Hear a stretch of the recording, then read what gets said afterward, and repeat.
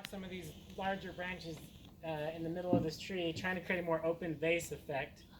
This tree had a prominent central leader branch or trunk right here that I want to remove because I want this to have more of an open vase fruiting type effect on this pear tree. And the other problem is it's really hard to get to this part of the tree because the other branches are in the way. And so to harvest the pears from this middle set of branches is very difficult anyway. So what I'm doing is I'm taking my loppers and just taking off some of these larger branches that feed onto the central trunk here. And then I'm going to take a saw and cut off the main central trunk as well, once some of these branches are out of the way, so that it's easier to manage when it comes down and doesn't damage the rest of the tree as much. So it's looking pretty good. I've gotten a lot of these branches off and it's looking pretty good so far. So almost ready to saw through the main trunk.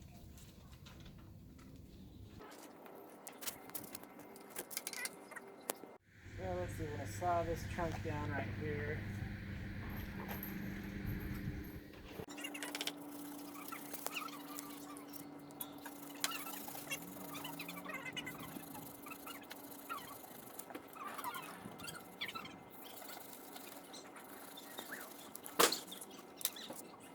There's a big piece of wood.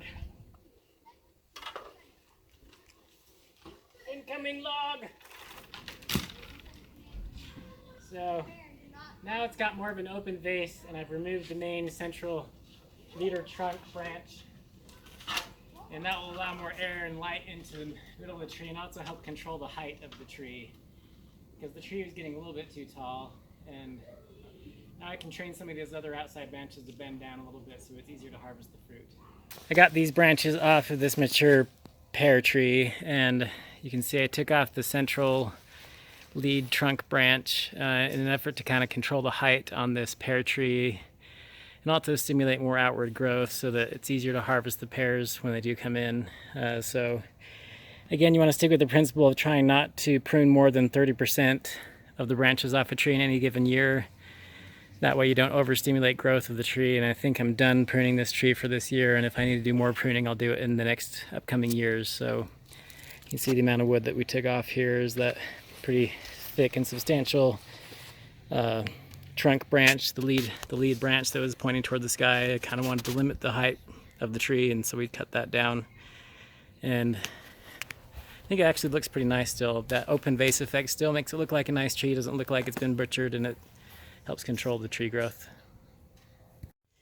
So again, we're going to take some rubbing alcohol, put a little bit of it on a paper towel here, and we want to keep our loppers and tools clean so we don't spread diseases. Because now I'm going to trim a little bit, just prune one branch off my small peach tree. So I'm going to wipe this down just a little bit here.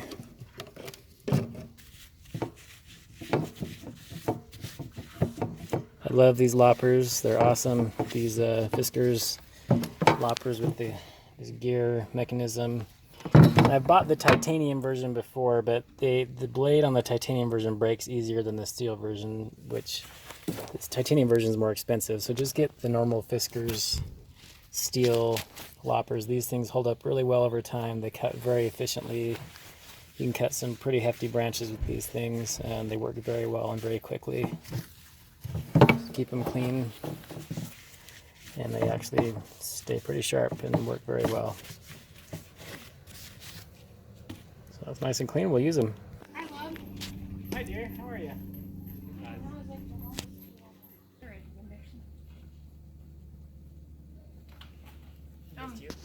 I missed you too. I got all my work done by like It's 11:30. playing.